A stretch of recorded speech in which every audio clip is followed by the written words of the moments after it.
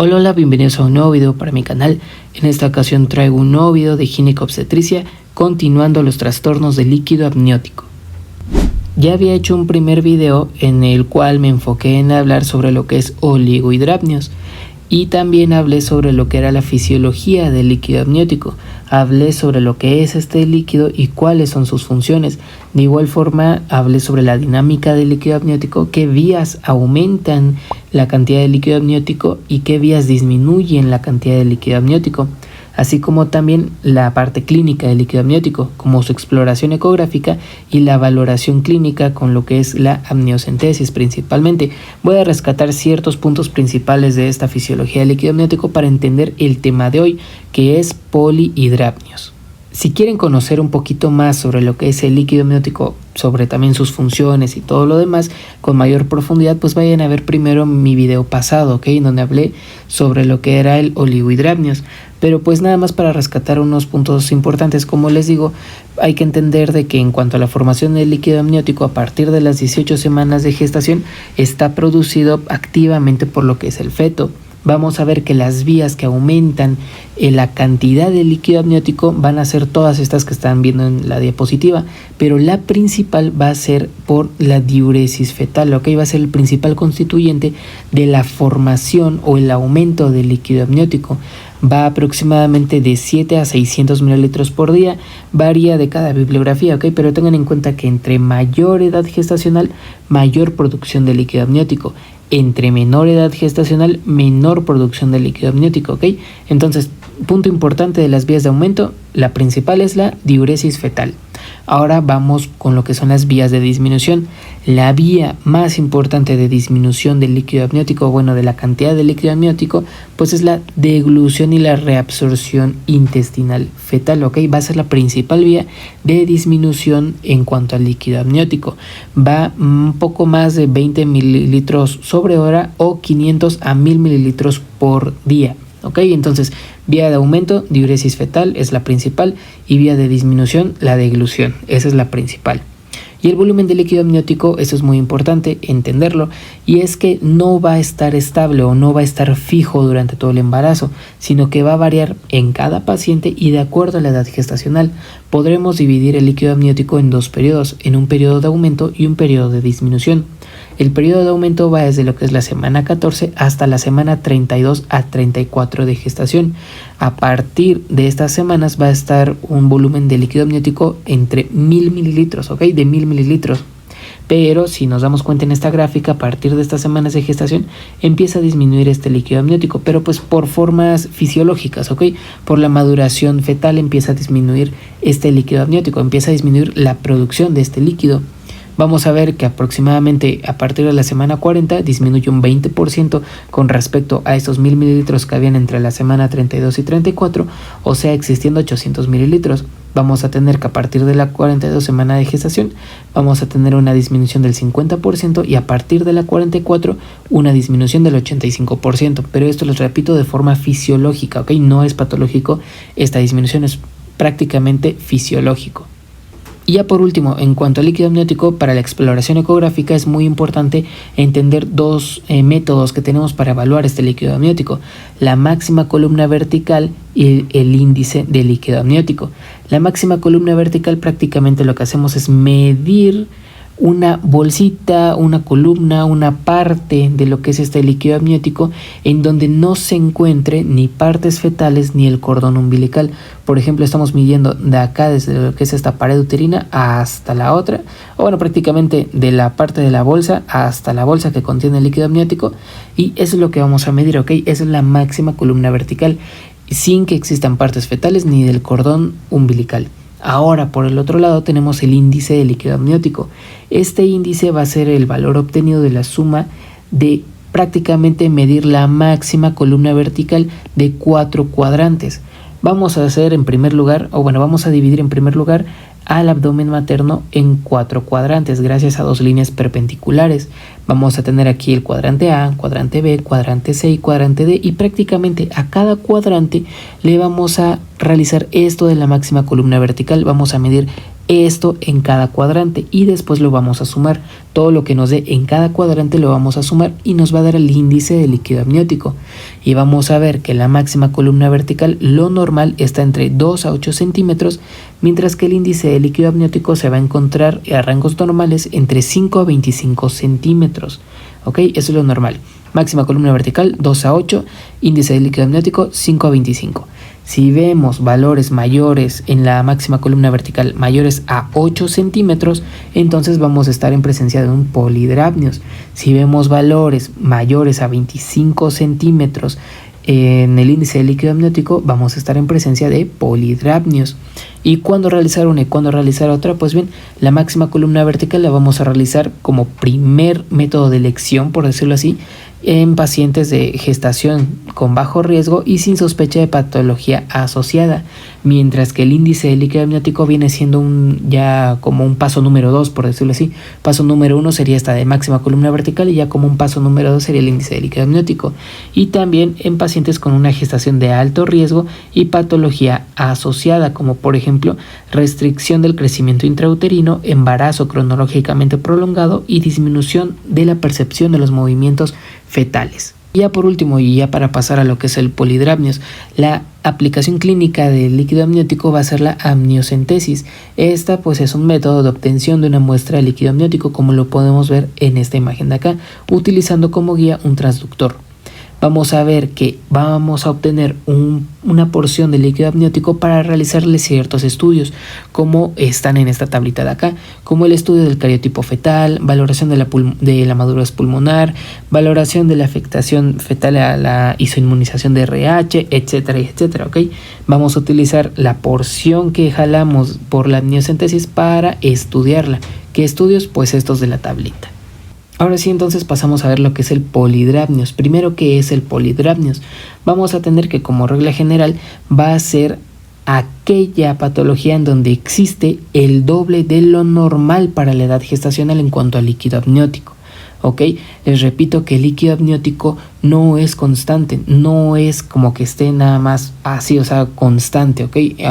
En las semanas de gestación no es constante, sino que tiene un periodo de aumento y un periodo de disminución, pero pues en cada semana de gestación tiene su normalidad de líquido amniótico, por decirlo así. Entonces, si encontramos el doble de lo normal para la edad gestacional en cuanto al líquido amniótico, estamos en presencia de un polihidramnios, y como regla general en un embarazo a término va a ser aquel polihidramnios que tenga un aumento excesivo de líquido amniótico mayor a 1500 hasta 2000 mililitros. Algunos datos epidemiológicos que hay que entender es que esta entidad pues es muy rara, tiene una incidencia del 1 al 2% y va a ser frecuente en pacientes diabéticas, embarazos gemelares y malformaciones fetales. Y vamos a ver más adelante que gracias a la ecografía y pues al índice de líquido amniótico y la máxima columna vertical podremos clasificar este polihidramnios en leve, moderado y severo. Vamos a tener que el 79% de los casos las pacientes cursan con un cuadro leve, el 10% de los casos con un cuadro moderado y el 5% de los casos con un cuadro severo, y tiene una recurrencia del 5 al 10%, y esta recurrencia incrementa siempre y cuando la etiología sea idiopática. Y hablando de etiología, pasamos a ver ahora sí cuáles son las causas de este polihidramnios. Vamos a ver que en general este polihidramnios ocurre por un desequilibrio entre las entradas y salidas del líquido amniótico, o sea, entre las vías que aumentan el líquido amniótico y las vías que disminuyen el líquido amniótico. Aquí, obviamente, como estamos hablando de polihidramnios, o sea, aumento, ganan las vías de las entradas o las vías de aumento del líquido amniótico. Y vamos a tener diferentes causas. Vamos a ver causas idiopáticas, que son aproximadamente el 60% de los casos. Ok, aquí no se encuentra la causa de lo que genera el polihidramnios. Vamos a tener que un 20% lo va a causar las malformaciones fetales, como por ejemplo malformaciones digestivas, que están en el número 1 de las causas de polihidramnios con respecto a las malformaciones fetales. Ok, es la principal causa, como cuáles, como la atresia esofágica, onfalocele, gastrosquisis. Y les repito, ¿cuál era la principal vía que disminuía el líquido amniótico? Era la deglución y la absorción intestinal. Entonces, si en el feto encontramos malformaciones digestivas como una atresia esofágica, pues es obvio que va a existir un polidrapnios. ¿Por qué? Porque no está ocurriendo adecuadamente la deglución fetal y por ende no está adecuadamente la vía que disminuye el líquido amniótico, generando un polidrapnios. Y así con los demás tipos de malformaciones. Vamos a encontrar también que las cardiopatías congénitas, malformaciones genitourinarias, malformaciones respiratorias llegan a generar un polidrapnios. Ahora, tenemos causas placentarias como por ejemplo el corioangioma placentario, que sería la principal hablando de placenta, y también un síndrome de la placenta circunvalada. Y otras causas encontramos la diabetes mal controlada y la isoinmunización RH, así como también la ingestión de litio, más que nada el tratamiento con litio, pero esta última viene siendo un poquito ya menos frecuente. Las principales causas maternas, pues como les digo, es diabetes mal controlada y la isoinmunización RH. Y otras causas a destacar pues están los embarazos gemelares y también infecciones, como por ejemplo toxoplasma, citomegalovirus y el parvovirus B19. Y en sí, aquí les dejo esta tablita de las causas fetales de polidrapnios, alteraciones gastrointestinales como número 1, como por ejemplo el onfalocele, atresia esofágica, etc. Alteraciones del sistema nervioso central y también muy importante lo que son las causas infecciosas, como por ejemplo el parvovirus B19, el citomegalovirus y el toxoplasma.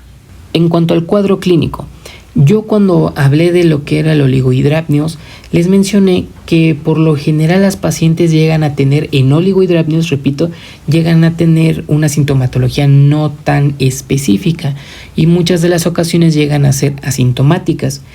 Es similar aquí con el polidrapnios, es un poquito similar, ya que hay pacientes que pueden llegar o asintomáticas o pueden llegar con una clínica exacerbada, como lo vamos a ver más adelante, pero esto dependiendo de la gravedad del polidrapnios. No es lo mismo, por ejemplo, en un embarazo de 32 semanas que aproximadamente deben de tener 1000 mililitros de líquido amniótico, no va a ser lo mismo 1000 mililitros de líquido amniótico a 32 semanas a, por ejemplo, 2000 mililitros de líquido amniótico a 32 semanas, o por ejemplo 1200 mililitros de líquido amniótico a esa edad gestacional. No va a ser lo mismo, depende, el cuadro clínico va a depender de la gravedad del polidrapnios. Vamos a tener que, como características así de la exploración física, podremos encontrar una altura del fondo uterino aumentado para la edad gestacional. Vamos también a encontrar que ante las maniobras de Leopold podremos llegar a presenciar un feto perdido, ¿ok? Que va a ser difícil para palpar las partes fetales por el mismo exceso de líquido amniótico y también tonos cardíacos apagados por el mismo exceso de líquido amniótico.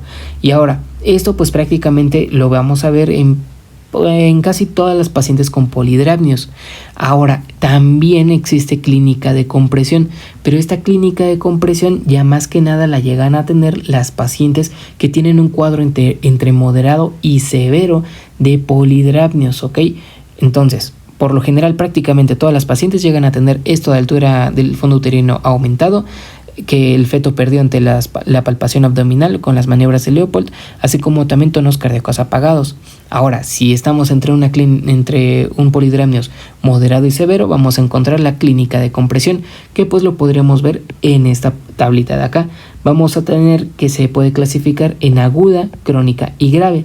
Vamos a llegar a encontrar pacientes con un cuadro de clínica de compresión agudo con una aparición brusca, y por lo general se llegan a ver pacientes de este tipo entre las 20 y 24 semanas de gestación. Este cuadro se caracteriza por una gran distensión con dolor abdominal y signos y síntomas de compresión como trastornos circulatorios, edema de miembros inferiores, vulva y abdomen, náuseas y vómitos y disnea. Ahora tenemos también cuadros crónicos de esta clínica de compresión, que pues viene siendo la más frecuente, ¿ok? La clínica de compresión crónica pues viene siendo la más frecuente, y esta pues se va a asociar a causas idiopáticas o de malformaciones principalmente. Vamos a tener que la clínica va a ser similar a esta que estábamos hablando de la aguda, pero va a progresar poco a poco a partir de las 24 semanas de gestación. O sea, es casi lo mismo que esto de acá, pero más leve al inicio y poco a poco va aumentando de intensidad, generando así un cuadro crónico. Y por último vamos a tener una clínica de compresión ya grave, en donde las pacientes van a tener dificultad para respirar, irritabilidad, contracciones uterinas, molestias abdominales. ¿Ok? Entonces, clínica de compresión aguda, crónica y grave, principalmente cuando hablamos de un polidramnios moderado a grave. Y ahora, ¿qué complicaciones vamos a llegar a encontrar en el polidramnios? Pues hipertensión, parto prematuro, ruptura prematura de membranas, muerte neonatal, muerte intrauterina, presentación anómala, infecciones, desprendimiento prematuro de placenta normoinserta y prolapso del cordón. Y ahora pasamos entonces al diagnóstico. Nos llega una paciente, nos pongamos en el contexto de que nos llega una paciente puede ser un polidramnios leve, ¿ok? Ahorita vamos a ver cómo vamos a clasificarla, ¿ok? Con un polidramnios leve, que vemos estas características de la altura del fondo uterino aumentado, lo de las maniobras de Leopold, los tonos cardíacos apagados, o por el otro lado podríamos encontrar una paciente con un polidramnios un poquito ya más severo con la clínica de compresión, ya sea aguda, crónica y grave. Entonces vamos a realizar la ecografía. Siempre utilizamos la ecografía para confirmar el diagnóstico, ¿ok? Siempre para confirmar el diagnóstico se utiliza ecografía. Y aquí vamos a utilizar lo que les decía al inicio, el índice de líquido amniótico y la máxima columna vertical. También podremos utilizar la ecografía para evaluar la presencia de malformaciones y el uso de Doppler en caso de que se sospeche de una insuficiencia vascular, pero lo principal para el diagnóstico del polidramnios es el índice de líquido amniótico y la máxima columna vertical. Como les decía en un inicio, la máxima columna vertical tiene valores normales de 2 a 8 centímetros. Si vemos valores por arriba de 8 centímetros se le va a catalogar como un polidramnios. Y en el índice de líquido amniótico lo normal era de 5 a 25 centímetros. Si vemos valores mayores de 25 centímetros, entonces se cataloga también como polidramnios. Pero dependiendo los niveles de estas medidas, vamos a clasificar al polidramnios en leve, moderado y grave.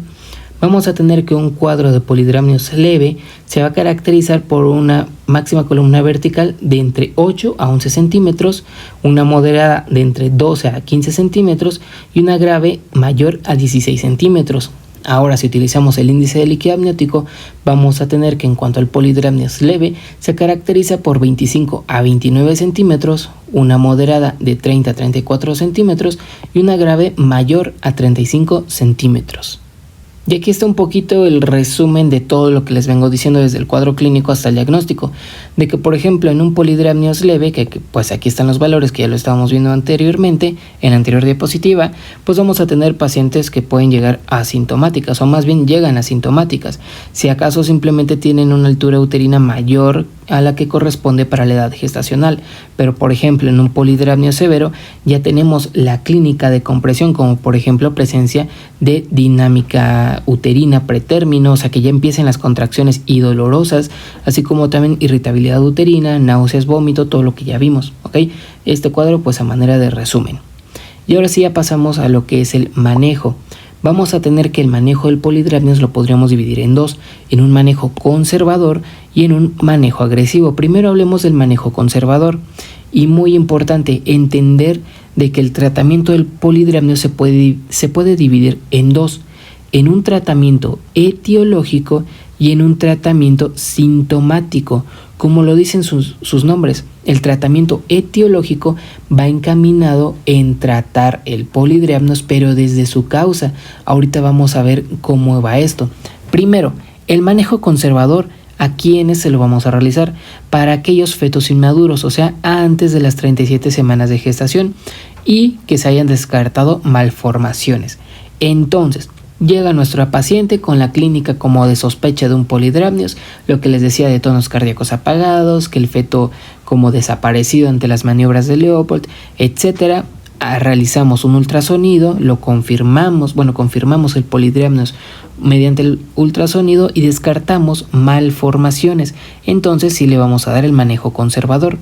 Paso número 2, pues realizar una amniocentesis. ¿Para qué? Pues para evaluar todos los estudios que les mencioné al inicio del video. Esto del cariotipo fetal, de la madurez pulmonar y todo eso, ¿ok? Pero también la amniocentesis nos va a servir como un tratamiento sintomático. Ahorita voy con ello. Paso número 3, pues pedir laboratorios. ¿Qué laboratorios o para qué los laboratorios? Pues para hallar una posible causa que esté generando este polidramnios. ¿Qué laboratorios podríamos pedir? Aquí se los dejé en esta tablita. Voy a agarrar de ejemplo la primera, descartar diabetes mellitus mediante la prueba de tolerancia oral a la glucosa.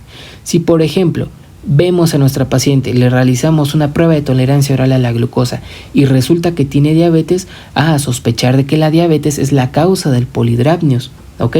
Eso pues como un ejemplo. Entonces el tratamiento va a ir dedicado a la causa, un tratamiento etiológico, lo que les estaba mencionando al inicio, un tratamiento dedicado a la diabetes mellitus y así disminuir el polidrapnios, o bueno, tratar el polidrapnios indirectamente al tratar la diabetes mellitus.